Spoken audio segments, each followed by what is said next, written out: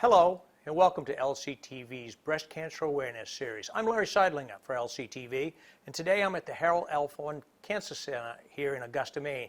And my special guest today is Dr. Rachit Kumar? Rachit Kumar. He is an oncologist here at the Alford Center. Thank you very much, Doctor. Thank you for having me. I got an easy question right off the start. What is and what does an oncologist do? Right. So I am a medical oncologist, which means that I decide on the chemotherapy aspect of cancer treatment. What sort of treatments a patient needs or doesn't need medically, that comes under my purview.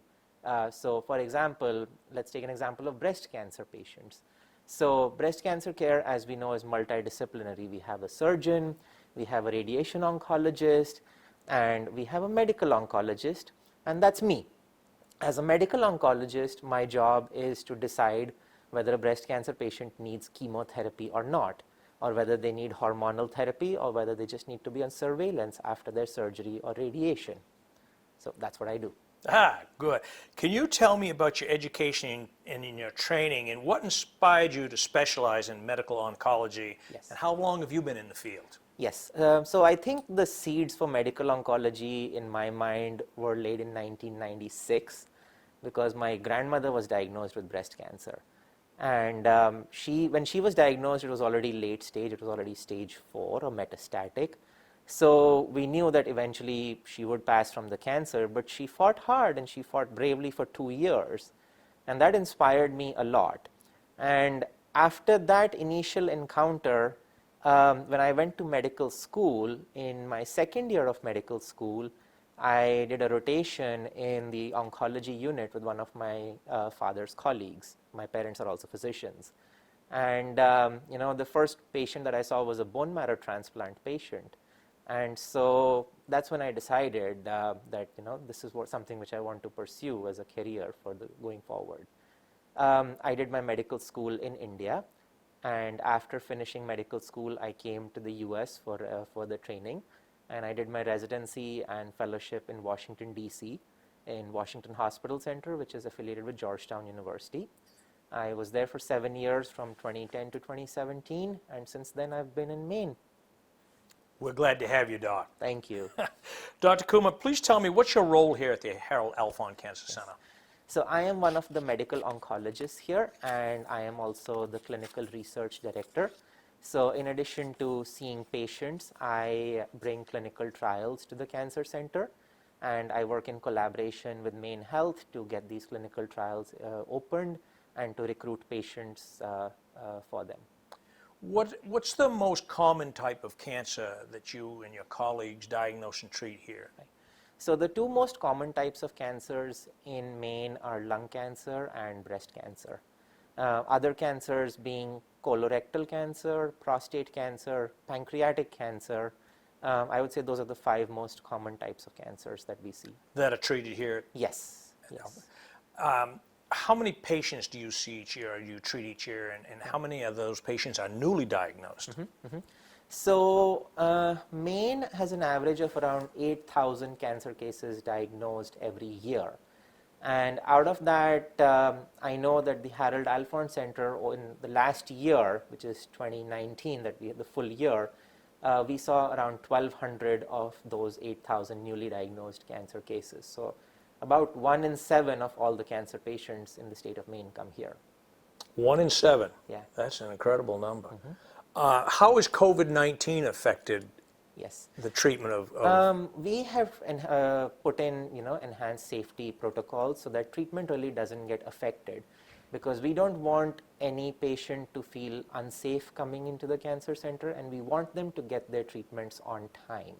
So masking is a universal policy. Everyone who has to come in has to wear a mask. Initially, during the first wave of COVID in March and April, we were not having any visitors come in also.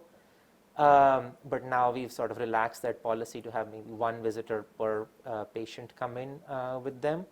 And, frequent hand washing. The rooms are sanitized after every patient encounter. And I feel proud to say that none of our cancer center patients has been admitted with COVID-19 since the pandemic started.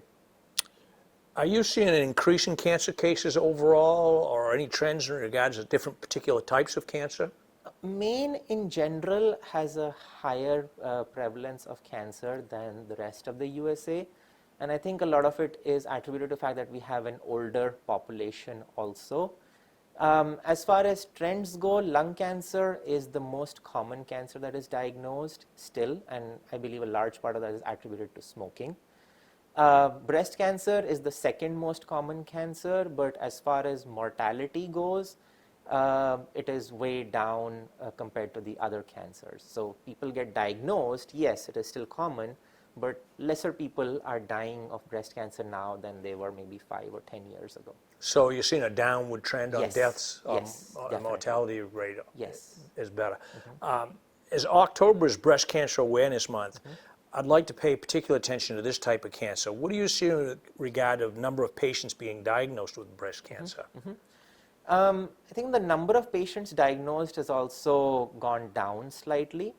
In general, the trend is downward, or maybe you can even call it essentially stable. And we are seeing patients being diagnosed earlier and earlier. That is the good part, that the breast cancer screening programs are clearly working. And we all know that early detection saves lives. So the earlier it's detected, the better it is from a curative standpoint. Do you feel that women are maybe more aware and more conscious of breast cancer today than, say, even 10 or 15 years ago? Oh, definitely. And doing more self-examinations? Yes, definitely. Self-examinations are an important part of it, and we see that more and more women are going for their yearly mammograms, which is again a very important factor in early detection.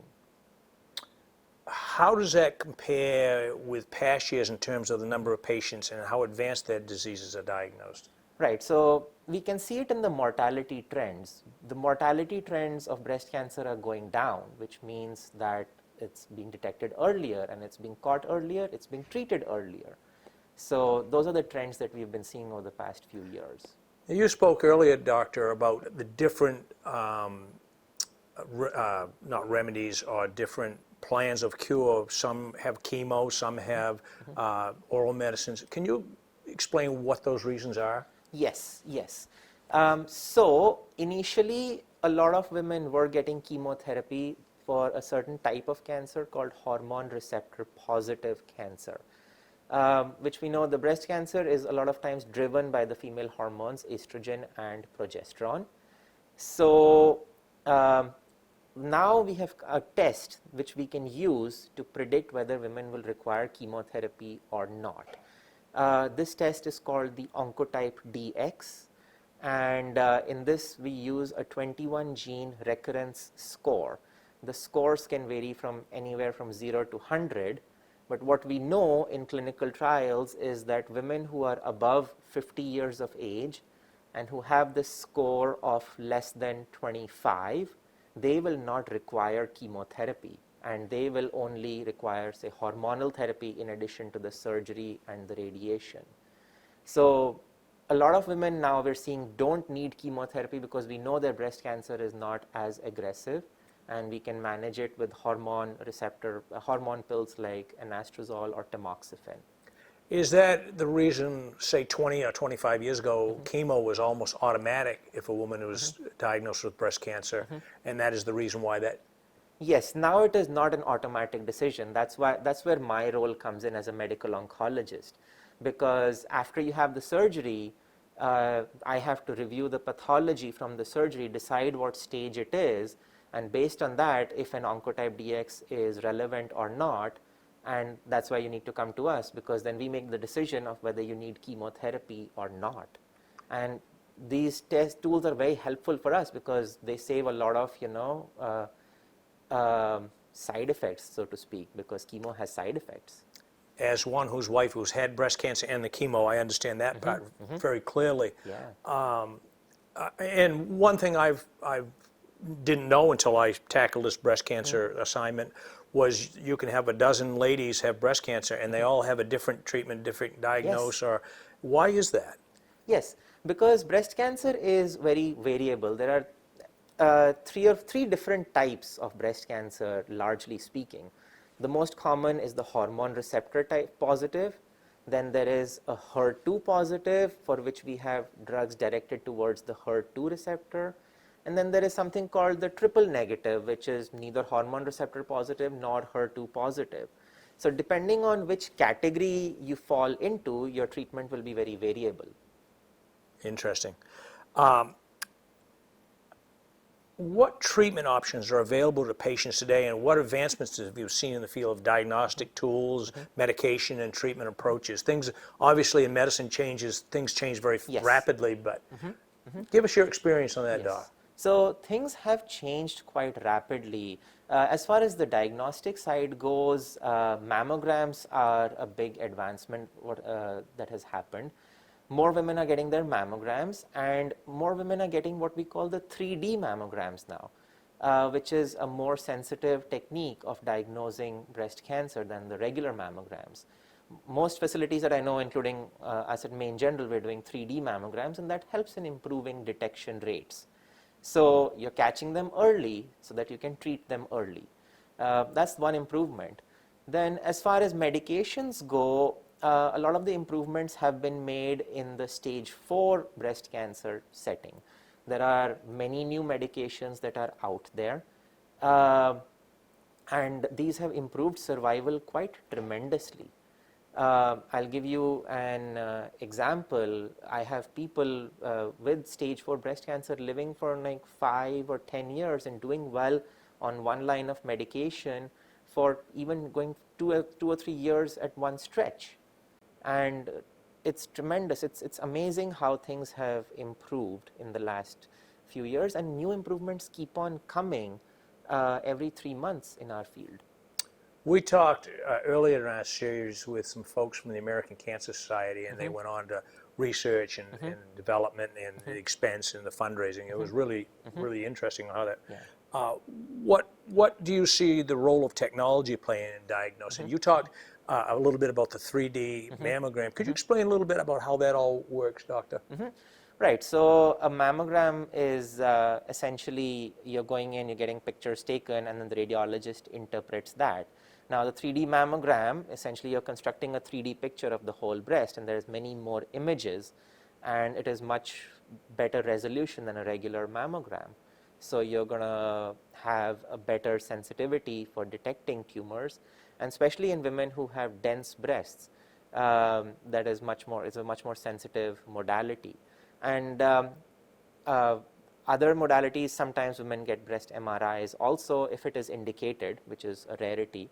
But diagnostic techniques are always improving, and there is actually a nationwide clinical trial also going on called the TMIST for 2D versus 3D mammograms.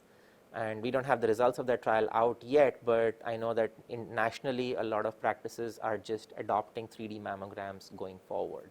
Does the Harold Alfond Cancer Center, do you participate in any of those research? Yes, so that is one of my responsibilities here. So I am the clinical research director, and so it is my job to bring clinical trials to the cancer center, and we do have clinical trials going on in breast cancer. Obviously, every patient is not fit for every clinical trial, and that's again one of the evaluations which we have to make. But research is a very important part of what we do over here, and it's all with the goal of improving patient outcomes. Can you go into it like a clinical trial? What is, for the folks at home watching this, could you explain briefly, go into a little bit what a clinical trial consists of? Yes, yeah. So say a drug company develops a product which is a new drug which they've tested out in initial models, and they've done all their studies in animal models, and it has shown to be improving survival. So the next step is doing trials in humans, right? These trials, clinical trials, when they run, are in 3 phases or 3 stages. So the first stage is a phase 1 clinical trial where it is only in a selected few patients, where we are evaluating whether this drug will be useful or whether it is too toxic. After we know the safety profile, then it goes on to a phase 2 trial where it is given expanded access in a few more patients, but it's still available in limited sites. And then if it is proven to be safe and effective in a small population of patients, then we expand it to a phase 3, wherein you get multiple sites across the nation involved in, and multiple patients across multiple sites, hundreds of patients, maybe even thousands participating. And then you analyze those results and see if this drug is effective in a wide variety of the population. And after that, mostly that's when the drug receives an FDA approval. And this process can take years, multiple years. That's what we're seeing in the COVID-19, all these Yes. clinical trials of what's Yes. going to work and what isn't going to work. Exactly, exactly. The difference with COVID-19 is that all these trials are being run at warp speed, so to speak, because this is such a deadly disease that you need answers quickly. So even the vaccine trials, this is the fastest ever that a vaccine is being put into production and clinical trials, large-scale clinical trials. It's only been January or so since we became aware, and it's not even the end of the year, and we're already looking at hopefully vaccines by next year. So this is really a very fast pace compared to how things usually work in the medical field. So these clinical trials really are data-driven. Yes. Yes, absolutely. Absolutely. That's why we need to recruit hundreds of patients, because we need data from a large segment before we can say that yes, this is effective or this is not effective. There have been drugs that have proven to be beneficial in the early phase trials, but when you expand the access, then you find out that it is not really useful, and in some cases it may even be harmful to a large segment of the population. And then those drugs have to obviously either be withdrawn or they can't come onto the market. And you're doing those clinical trials right here in Augusta? We do a few clinical trials, yes. We do the phase 3 clinical trials over here, which we participate basically as a part of a consortium, and we participate through Maine Health, yes. And I direct which clinical trials should be opened based on what I think our patient needs will be. For a doctor, that must be really rewarding when you find a patient responds well to one of these Oh, yes. suggested medicines. Oh, yes, definitely. I think those are the best patient encounters that we have, when a patient is on a medication and you review the scans with them and tell them that the cancer is responding to the treatment. Those are the best types of visits that I would say. They make my day. Wonderful. Yeah. Can you explain some of the risk factors for cancer and what actions people can take to minimize those risks? Right. I think in Maine we have a huge lung cancer population. Smoking is a big risk factor, and we know that smoking is associated with lung cancer. There's enough studies to prove that. The data is out on that. Yes, data's out on that, no question on that, yeah. Alcohol in some cases has been proven to be, for some cancers, obesity is linked to certain cancers. Cancer sometimes is driven by our genetics. So if you have a strong family history of cancers, we always recommend that you undergo genetic counseling and testing to see whether you are carrying any cancer-causing genes. And that's not just important for you as a treatment, because that opens up certain avenues for treatment, but that's important for your children and your grandchildren also, because if, say, we know that you have a diagnosis of breast cancer and say your father had colon cancer or your grandmother had pancreatic cancer, that's a huge suspicion for us that you may have a cancer-causing gene like the BRCA, the BRCA gene in your family. And in that scenario, if you have that gene, then have you passed it on to your kids and grandkids, And so it's important for them to know also, because then we can institute enhanced screening protocols in those populations. Can you get tested to find out if you have those genes? Yes, you can. You can. That's one of the things that we do here. We have a genetic counseling staff over here, and we refer patients to them, and then they draw the samples, and you can test for those It's a panels. basically a blood test? Yes, or through the swab in your mouth. Interesting. Can you explain the importance of breast cancer screening and when it should be done for a person? Right. So for most people, breast cancer screening starts at age 40 with mammograms, and we would recommend doing yearly mammograms. I have patients sometimes ask me, oh, yeah, we're growing older, we're 70 years old, we're 80 years old, should we even be getting further mammograms? And there is no recommendation to stop mammograms at any age. As long as you are fit and fine and you're otherwise healthy and you have a life expectancy greater than 10 years, it's definitely you should be getting a yearly mammogram done. So that's why screening is important, because screening, early detection is very important for better outcomes. The earlier a cancer is caught, the chances are that the less intensive your treatment will be, and then treatment in earlier stages is for a cure. So the earlier you catch or detect cancer, the better off you are. Yes, yes, absolutely. We talked a little bit earlier about hereditary. What are is there any data out there on hereditary? Like in my particular case, both my parents had a form of cancer.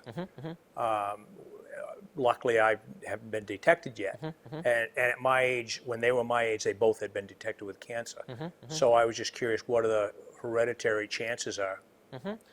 Well, depends on what kind of cancer your parents had, because there are different cancer causing syndromes, and sometimes we can fit patients into that sort of a syndrome and we'll do directed testing for that. Sometimes there's really no syndrome that fits, but in general, yes, we do recommend that if you have 2 or more first degree relatives that have had cancers, then genetic counseling is something that you should get done. So it may be warranted in your case also. Maybe I'll be back to see you, Doc. Absolutely. Happy to see you anytime. Can you explain what emotional or other types of support are available for the cancer patient and their families, which is really crucial, because even though the patient is going through this terrible disease, the families also struggle with it. Yes, we have a great group of counselors and social workers over here who help the patients as well as their relatives during every step of their cancer journey. Caregiver fatigue and coping with the diagnosis, these are all real issues that patients have to face, and they do require help with this a lot of the times. And we work with a great group of ladies over here who helps them deal with this, who helps them understand and cope with the diagnosis and get them through their cancer journey along with the doctors. Yeah. Well, it has to be a woman's worst nightmare to be told that you have breast cancer. I know for my wife, it certainly probably was one of her worst days, and such an emotional ride. So it's interesting to find out. This has been really something special. Doctor, is there anything else that you'd like to share with the viewers at home? I mean, it's just such, everybody knows somebody that's had some form of cancer, especially here in Maine. Before I ask you that question, why do you think Maine, I mean, you mentioned maybe the age population, but do you see any other reasons? Is it because we're a poorer state maybe, or we don't eat as healthy as we should? I think one is the age, the other is a high prevalence of smoking that I have seen over here. So that's definitely, those are the 2 biggest factors that I think account for the high cancer incidence. So I'll ask you this last question, Doctor, and is there anything else that you would like to, or advice for folks at home that are watching this in your professional expertise that you could recommend? I would say that screening for cancers is the most important thing. Any cancer, not just breast cancer. We have mammograms for breast cancer. Similarly, we have colonoscopies for colon cancer. For smokers, we have low-dose CT scans for lung cancer screening. For prostate cancer, we have PSA checks, and rectal exams. So I would say whenever your primary care doctor is asking you to go through a screening test, do it, please, because it's important. And the earlier you catch a cancer, the better your chances of survival are. Screening is the most important thing. You don't want to be coming here to see me and be told that you have stage 4 disease and you can't be cured. No, I would rather that I see you, I say, yes, I'm going to see you for the next 6 months. We're going to be best friends because we're going to be seeing quite a lot of each other. But after the 6 months, I can safely tell you you're going to be cancer free. That is much rather the news that I would give a patient. Screening might save your life. Yes, absolutely. Our special thanks today, ladies and gentlemen, to Dr. Rachit Kumar. He is an oncologist here at the Harold Alfond Center. Doctor, thank you very much for taking this time. Thank you This, for as you having know, me. has been a special month of breast cancer awareness.